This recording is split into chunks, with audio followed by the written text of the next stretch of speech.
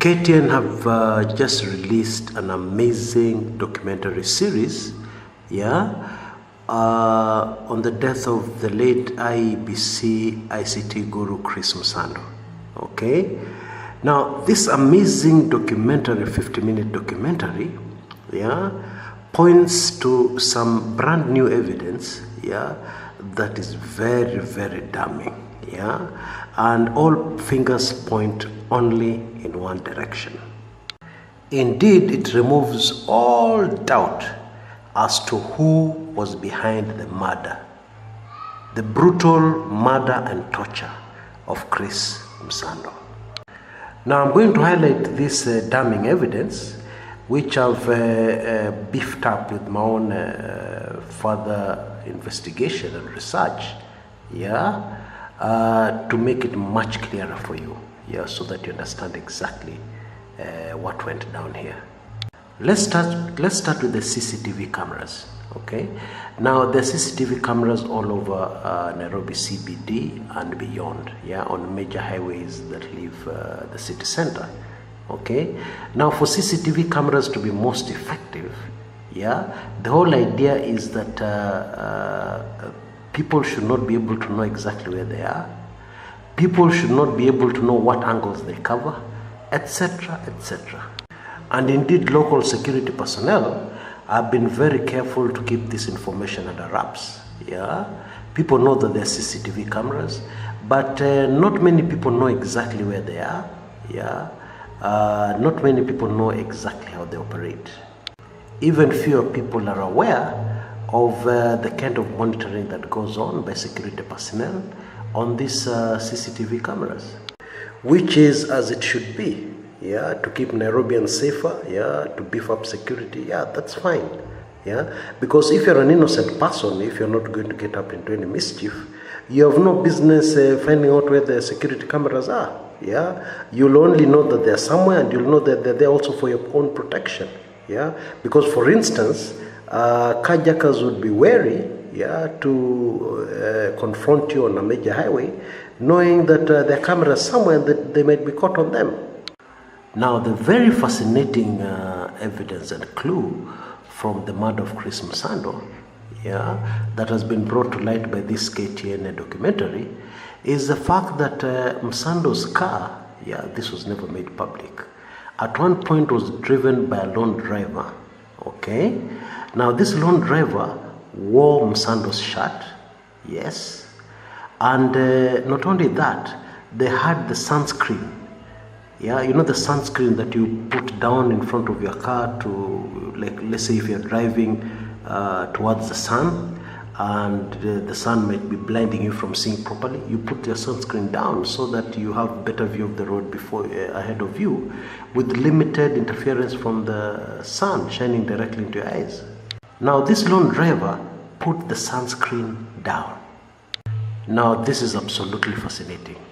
Number one, the person knew that they were going to be captured on CCTV, because why else would they want to wear Chris Msando's shirt, The whole idea was to fool anybody viewing the CCTV footage later that the person driving that car was Chris Msando. Number two, they put the sunscreen down. It was at night. There was no sun. They would not have the excuse that the sun was beating on their eyes. It was at night. So the only reason that sunscreen in the vehicle, in Msando's vehicle, was put down was for that person to shield their face from being captured by the CCTV cameras. Now this very conclusively tells us one thing. Whoever was driving that vehicle was not an ordinary Kenyan citizen. Whoever was driving that vehicle was a member of the Kenya security personnel. That is very clear. And not just an ordinary member of the Kenya security personnel. I mean, some corporal in some small police station somewhere would not have the kind of information on the CCTV cameras that this kind of driver had, this driver of Msando's vehicle had. That person has got to be either a very high-ranking member of Kenya security personnel, or a member or an officer from the National Intelligence Service. There is no other option. One of those two. Naturally, this information will not surprise many Kenyans, because it has been known all along that the government was involved in the brutal torture, murder, assassination of Chris Msando. And very clearly, the evidence points to the fact that the motive may have been something to do with, not may have been, definitely had something to do with the August 8th elections. Poor Chris Msando was an obstacle to the planned massive fraud and rigging of those elections. That should be very clear. And indeed it is to many Kenyans. But the biggest clue and the real shocker for me, was the fact that the person who drove the car, Msando's car, to the TRM center, and parked it there, was identified by several eyewitnesses. Now, there was a watchman hidden somewhere in between the cars, whom the person who parked the car did not see. There was also a lady closing up a shop who actually saw the man. Now get ready for this. Both their descriptions, both their very detailed descriptions, on which I've very carefully followed up, fit this man perfectly. The man you see in front of your screen. What? The same man who bullied Esther Passaris, and when she bullied Esther Passaris, somebody whispered to her to be careful because that was the man involved with the Msando murder. Remember that? We had a recording on my public channel that revealed that information. And the same man in a group of flying squad officers who picked up Dr. David D from Diani, when he was arrested a week or so ago. Clearly this guy is no joke. But obviously gets his orders from elsewhere. I mean, this, don't make no mistake about it. This is not a rogue officer who operates independently. He gets his orders from up high above. So let's get that clear early on. But obviously he enjoys his job. He enjoys what he does. He enjoys killing people on behalf of the state. And there's more. The post-mortem on the body of Chris Msando, which has been made public, is that he was strangled with bare hands. Now, the other person who was on the scene, Carol Ngumbu, was strangled with a rope. Now, when somebody is strangled with bare hands, that's extremely personal.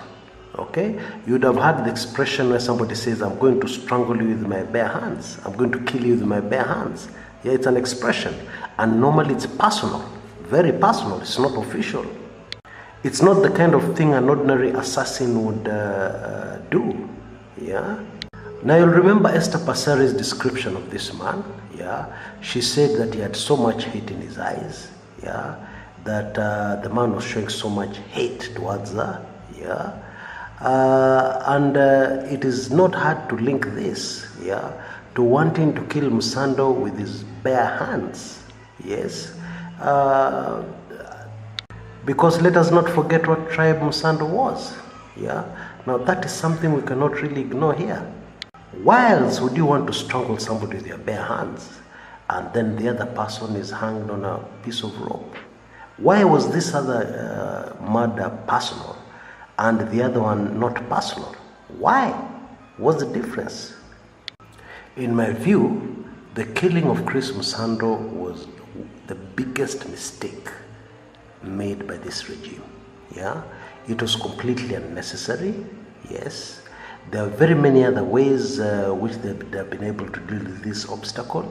Even if Msando's stubborn, about releasing passwords or giving them information about the electoral system, there are many other ways that have dealt with the problem other than kill an innocent ordinary Kenyan whose only mistake was that he wanted to serve his country by giving his country a rig-proof electoral system.